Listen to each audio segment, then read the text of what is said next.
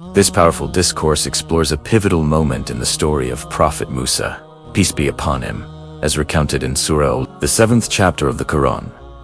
The narrative focuses on a critical period of panic and crisis that gripped ancient Egypt after the magicians were defeated by Prophet Musa and subsequently embraced faith in Allah. This momentous event sent shockwaves through two distinct groups: the ruling government of Pharaoh and the oppressed community of Banu Israel, who were the Muslims of that era. The speaker masterfully juxtaposes these two episodes of panic, revealing profound lessons about power, propaganda, faith, and the true nature of taqwa or God. To fully appreciate the significance of these events, one must understand the religious and political framework of ancient Egypt. In the Egyptian religious system, Pharaoh held a unique position as both the guide and protector of the nation. This dual role was symbolized by the sacred staff he carried while seated upon his throne, a practice common among ancient monarchs. The staff represented Pharaoh's authority to guide his people and his power to protect them from harm. Additionally, the throne itself was adorned with a serpent placed prominently at its peak, a symbol deeply embedded in Egyptian religious iconography. Archaeological evidence from ancient Egyptian sites confirms the presence of these serpent-topped thrones, underscoring their religious significance. What makes this particularly important is that in ancient Egyptian society, there was no distinction between the roles of priest and magician. They were one and the same. The magicians, or Sahara, constituted the elite religious leadership of Egypt, wielding tremendous influence over the population's beliefs and perceptions. Even today, thousands of years after the fall of ancient Egyptian civilization, whilst most of their secular architecture is crumbled into dust, their temples and tombs remain standing as testament to their priorities. This enduring legacy reveals something crucial about how Pharaoh maintained his grip on power. The ruling class invested enormous resources, equivalent to billions in today's currency, into constructing elaborate religious infrastructure. This wasn't merely about spiritual devotion. It was a calculated investment in what we might today call propaganda or narrative control. The temples served as broadcasting stations, continuously reinforcing a specific story to the Egyptian populace: that Pharaoh was descended from the gods, that his divine lineage guaranteed Egypt's prosperity, that the flowing of the Nile and the abundance of crops were direct results of his sacred presence. The magician priests were the ones delivering this message week after week, maintaining the population's fear, respect, and awe of Pharaoh. This propaganda machine was the true foundation of Pharaoh's power, more so than his armies or his wealth. When Prophet Musa first challenged Pharaoh, he came wielding a staff that transformed into a serpent. In that single miraculous moment, the entire religious mythology of Egypt was shattered. The two most sacred symbols of Egyptian power, the staff representing guidance and the serpent representing protection, were now demonstrated to be under the control of Prophet Musa.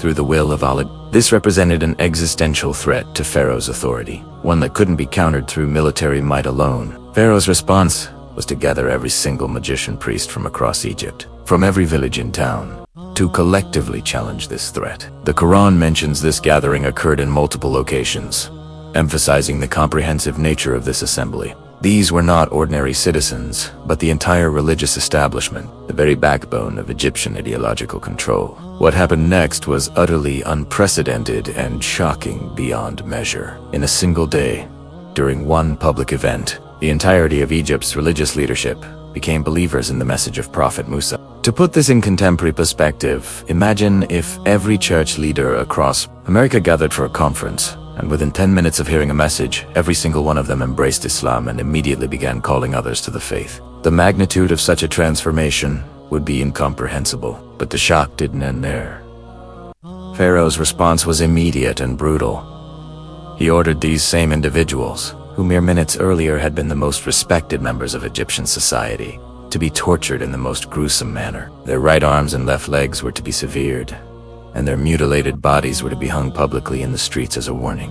The entire nation witnessed their most revered religious figures reduced to bleeding corpses displayed as criminals. This public execution achieved something Pharaoh hadn't anticipated.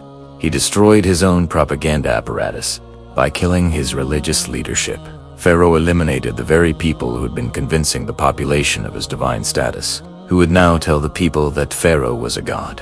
who would maintain the narrative that had kept the population subservient. He had effectively dismantled his own ideological infrastructure. This is why panic set in among his remaining leadership. Ancient Egypt had two pillars of authority: the religious leadership, the Sahara, and the military leadership, the Mala, or generals. With the religious pillar destroyed, only the military remained. In an emergency meeting, these generals began questioning Pharaoh himself, something previously unthinkable. The Quran elsewhere mentions that questioning Pharaoh was forbidden. Yet here, his own military leadership was challenging his decisions. They demanded to know why he would allow Musa and his followers to remain, why he would permit them to continue causing chaos and leading people away from Egypt's religion. This brings us to a crucial question. Why were these powerful generals panicking? Prophet Musa commanded no army, controlled no wealth, owned no businesses, wielded no media influence, possessed no economic leverage, and had no political machinery. By every conventional measure of power, he was utterly powerless. Meanwhile, Egypt was the world's preeminent military superpower of that era. Their generals should only panic when enemy fleets approach their shores, when rival empires threaten invasion, when their trade routes are compromised, or when their economy faces collapse. Yet here they were, in a state of emergency, over a group of people they themselves considered slaves and a man they dismissed as just another magician or priest. Why this disproportionate response? The answer reveals a fundamental truth about how superpowers maintain their dominance. It's not primarily their military might that sustains their power, nor is it their economic resources. The true source of their strength lies in their narrative, their propaganda, their ability to convince people of their invincibility. When a superpower can make people believe that nothing can touch them, when they can position themselves as godlike entities beyond challenge, they remain secure regardless of the actual balance of power. They understand something crucial. No amount of money, resources, or military hardware can maintain governmental control if the population stops believing the story being told. As long as Prophet Musa and the Muslim community remained present, the Egyptian narrative would continue to be questioned and undermined. The generals recognized that the greatest threat to their national security was not a foreign army but the one person who had demolished their entire propaganda machine. This is why they didn't simply suggest harming the Israelites. They specifically called for the assassination of Musa himself. Pharaoh's response to this demand is telling and reveals his complex psychology. He could have agreed with his generals and ordered Musa's execution. However, we learn from the Quran that Pharaoh had developed a peculiar relationship with Prophet Musa. There was genuine affection, as Musa had been raised in Pharaoh's household, but there was now also fear. Pharaoh had witnessed Musa's power firsthand when he came to the royal court and defeated the challenge presented to him. He had seen his most loyal religious leadership, people who had served his regime for generations, completely flip their allegiance in a single day in Musa's presence. These same individuals chose to face torture and death rather than renounce their newfound faith, demonstrating a level of conviction and loyalty to Musa's message that surpassed anything Pharaoh had ever inspired. This revealed to Pharaoh that Musa possessed a power he had never encountered before, something beyond the material realm that he was unwilling to directly confront. Therefore, instead of targeting Musa directly as his general suggested, Pharaoh implemented a different strategy, the systematic killing of Israelite children. This became official state policy, a deliberate campaign of targeting the most vulnerable and innocent members of the community. One must ask what military or strategic advantage comes from killing children. The answer is chillingly clear. This is psychological warfare in its most devastating form. By murdering children, you don't just physically harm a community, you psychologically and emotionally shatter them. An adult might be willing to sacrifice their own life for a cause they believe in, but are they willing to watch their children be torn apart for that same cause? That's an entirely different calculation, one that can break even the strongest resolve. Pharaoh sought to defeat the Israelites mentally and spiritually. Just as propaganda affects how people think and feel, warfare isn't merely about conquering territory. It's about breaking people's spirits and destroying their will to resist. The murder of children represents the most effective method Pharaoh could devise to achieve psychological domination. When Pharaoh declared that they would be dominant over the Israelites, it seems redundant because they were already politically and physically dominant. The Israelites had no governmental structure, no political entity, no power whatsoever. However, the statement reveals that Pharaoh was pursuing a different kind of dominance. He was saying that by killing their children, they would achieve true dominance, which was psychological and spiritual rather than merely physical or political. The Israelites were already physically subjugated. But their minds and hearts were being liberated by Prophet Musa's message. Pharaoh needed to re-enslave their minds, to break their spirits so thoroughly that they would never again dare to question his authority. This was the nature of his panic and his response. On the other side of this crisis was the panic experienced by the Muslim community of that time, the Banu Israel. From their perspective, the situation appeared dire. Pharaoh was enraged, having just publicly executed his own elite religious leadership, people from his own ethnic group and privileged class. If he didn't spare them, what chance did the Israelites have? They were already treated as second or third-class citizens, essentially slaves in their own land. Seeing the priests hanging mutilated in the streets, they reasoned that Musa had provoked Pharaoh's wrath to such a degree that he would surely annihilate all of them. Some among the Banu Israel began contemplating desperate measures. Perhaps if they approached Pharaoh and demonstrated their loyalty, distanced themselves from Musa, declared themselves as exceptions to his rage, they might be spared. This phenomenon, similar to what psychologists call Stockholm Syndrome, involves seeking protection from one's oppressor. They considered begging the very person who was killing them to grant them safety, perhaps reasoning that since he held all the power, the military, the land, and the government, appeasing him was their only option for survival. Into this climate of fear and desperation, Prophet Musa delivered his guidance. He told them to seek help from Allah. While this might seem like generic religious advice in normal circumstances, in this specific context it carried profound implications. He was telling them to stop considering seeking help from Pharaoh and to turn exclusively to Allah. Represented a fundamental choice. Would they run to the tyrant or would they run to their creator? He instructed them to remain steadfast on their religion and to persevere. Some among them thought perhaps they could maintain a safe distance from Musa, reasoning that if Pharaoh was angry with Musa and his close associates, those who kept some social distance might escape his wrath. They wanted to be Muslim, but not too visibly Muslim, not too serious about it, hoping that if they appeared less religious or less loyal to Musa, they might be overlooked. Prophet Musa rejected this compromising attitude, commanding them to stay firm on their faith and continue their religious practice without wavering. He then made a statement that challenged the fundamental assumptions of Egyptian religious thought. He declared that the land belongs to Allah, and He gives it to whomever He wills from among His servants. This directly contradicted Egyptian theology, which held that the land belonged to Pharaoh, proven by the fact that the Nile flowed, crops grew, and society functioned. In their worldview, these blessings demonstrated Pharaoh's divine ownership of Egypt. Prophet Musa presented an alternative understanding. True power and sovereignty belongs solely to Allah, who grants authority to whomever He chooses among His servants. When He wills, He grants it to a prophet. When He wills, He gives it to kings.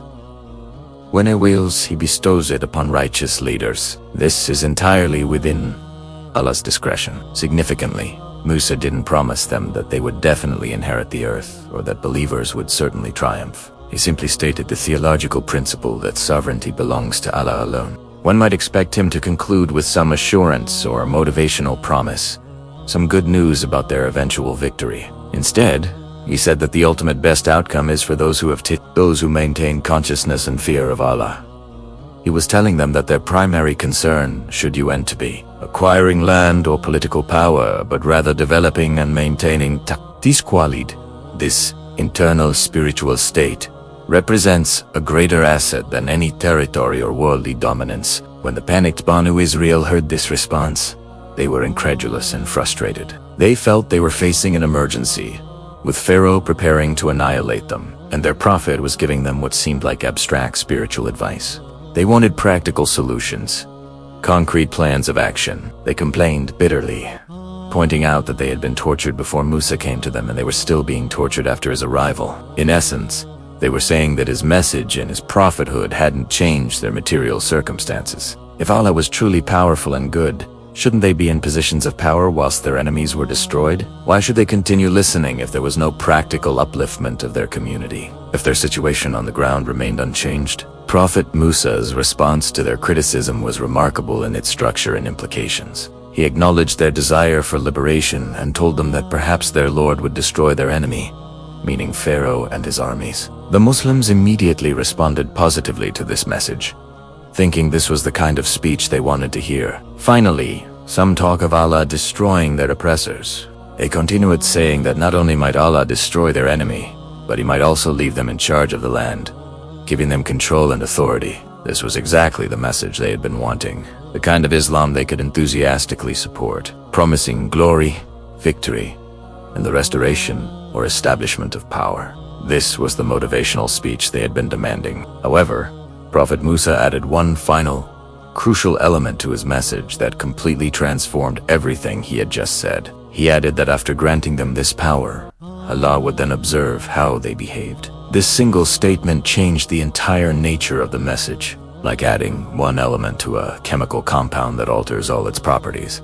This addition transformed the meaning of everything that preceded it. What Musa was really saying was this: right now, you don't have power, and clearly, you also don't have taqwa. The way you're speaking to a prophet of Allah demonstrates your lack of God consciousness. You believe that when you have power, you'll suddenly have taqwa. But if you cannot demonstrate taqwa during times of weakness and hardship, how will you possibly maintain it during times of strength and authority? Perhaps Allah will indeed give you the same kind of power He gave to Pharaoh. Perhaps He'll make you a superpower. Perhaps there will be people trapped under your dominance. Perhaps you'll become the oppressors, whilst others become the oppressed. And if that happens, Allah will observe whether you're any different from Pharaoh himself. This was a stark warning to the Muslims of that time.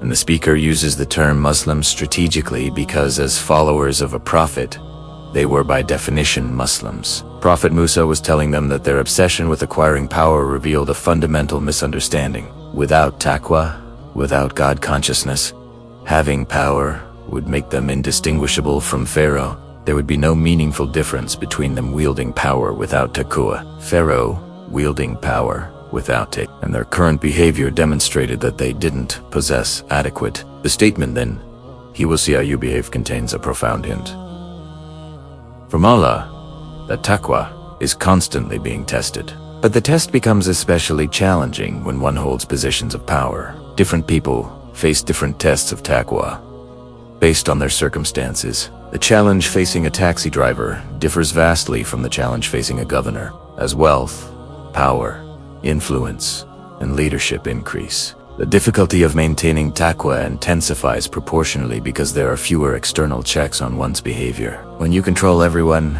and no one controls you. When you give orders to everyone and take orders from no one, the only remaining gauge is internal self-regulation and self-correction. This was precisely Pharaoh's problem. Who could tell him what to do? Who had the authority to correct him? This mentality develops as people rise in power and influence. It becomes progressively harder to accept advice, harder to maintain humility, harder to remain conscious of one's accountability before Allah. The discourse concludes with a prayer that Allah makes us people of taqwa, people who never lose sight of consciousness and awareness of Allah, and that we remember that whatever power, wealth, or status Allah grants us, He can give it one day and take it away the next. The example of Pharaoh is instructive. People living under his rule could imagine a day when he would be gone. His downfall seemed impossible, yet in a single day, without prolonged campaign or gradual decline, he was finished, drowned in the river. This reality should instill in us a profound humility. In the end, money doesn't last forever. Power doesn't last forever. Influence doesn't last forever. Strength doesn't last forever. Health doesn't last forever. The only thing that will benefit us eternally in this life and the next is our consciousness of Allah and our striving to please Him above all else.